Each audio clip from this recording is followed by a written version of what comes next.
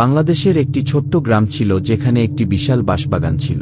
এই বাঁশবাগানটি গ্রামের ঠিক পূর্ব প্রান্তে অবস্থিত ছিল এবং সূর্য ডোবার পরে কেউ সেখানে যেতে সাহস করত না। লোকজন বলতো রাতের আধারে সেখানে ভূতের আনাগোনা হয়। গল্পটি শুরু হয় রাকিব নামের এক তরুণের সঙ্গে। রাকিব ছিল শহর থেকে আসা একজন শিক্ষার্থী। সে গ্রামে এসে কিছুদিন থাকতে শুরু করে। বাঁশবাগান সম্পর্কে গ্রামের মানুষের ভয় আর কুসংস্কার তাকে কৌতূহলী করে তোলে। এক সন্ধ্যায় সে সিদ্ধান্ত নিল সে বাঁশবাগানে যাবে এবং তার রহস্য উন্মোচন করবে। সেই রাতটি ছিল অমাবস্যা। তখন পুরো গ্রামটি নিস্তব্ধ হয়ে গিয়েছিল, শুধু কিছু কুকুরের ডাক মাঝে মাঝে। নীরবতা ভাঙছিল। রাকিব একটি লণ্ঠন হাতে নিয়ে বাঁশবাগানের দিকে এগিয়ে যায়। বাতাসে অদ্ভুত এক শীতলতা ছিল, আর বাঁশের পাতাগুলো এক অজানা সুরে ফিসফিস করছিল। বাঁশবাগানে ঢুকতেই রাকিব টের পেল যেন কেউ তাকে অনুসরণ করছে।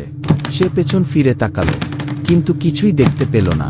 হঠাৎ করেই বাতাসে এক শীতল শ্বাসের অনুভূতি পেল। তখন তার লণ্ঠনের আলোটা ক্ষীণ হয়ে আসছিল, আর চারপাশে কেমন জানি অস্পষ্ট ছায়া নড়াচড়া করতে দেখা যাচ্ছিল। হঠাৎ রাকিব শুনতে পেল একটা মহিলার করুণ সুরে কান্নার শব্দ। সেই শব্দ তাকে বাঁশবাগানের ভেতরের দিকে টানতে লাগল। কিছু দূর এগিয়ে গিয়ে সে দেখতে পেল একটি বয়স্ক মহিলার অবয়ব, সাদা শাড়ি পরা, গাছের নিচে বসে আছেন। মহিলার মুখ ঢেকেছিল আর সে ক্রমাগত কাঁদছিল।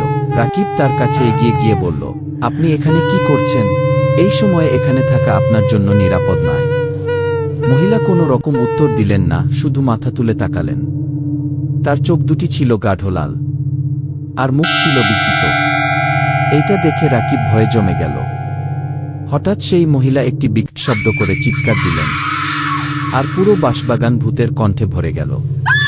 সাথে সাথে রাকিব দৌড়ে পালানোর চেষ্টা করল, কিন্তু তার পা যেন মাটির মধ্যে আটকে গেল। ঠিক সেই সময় চারপাশ থেকে আরও ভূত এসে তাকে ঘিরে ফেলল। রাকিব কোনোমতে নিজের সকল শক্তি সঞ্চয় করে বাঁশবাগান থেকে দৌড়ে পালিয়ে গ্রামে ফিরে এলো। গ্রামে ফিরে সে অসুস্থ হয়ে পড়ল এবং বেশ কিছুদিন জ্ঞান হারিয়েছিল। জ্ঞান ফেরার পর সে গ্রামের প্রবীণদের কাছে সে পুরো ঘটনাটি জানাল। তখন তারা তাকে বলে, সেই বাঁশবাগানে একসময় এক পরিবার বাস করত যারা অকাল মৃত্যুর শিকার হয়। তাদের আত্মাগুলো আজও বাঁশবাগানে ঘুরে বেড়ায়।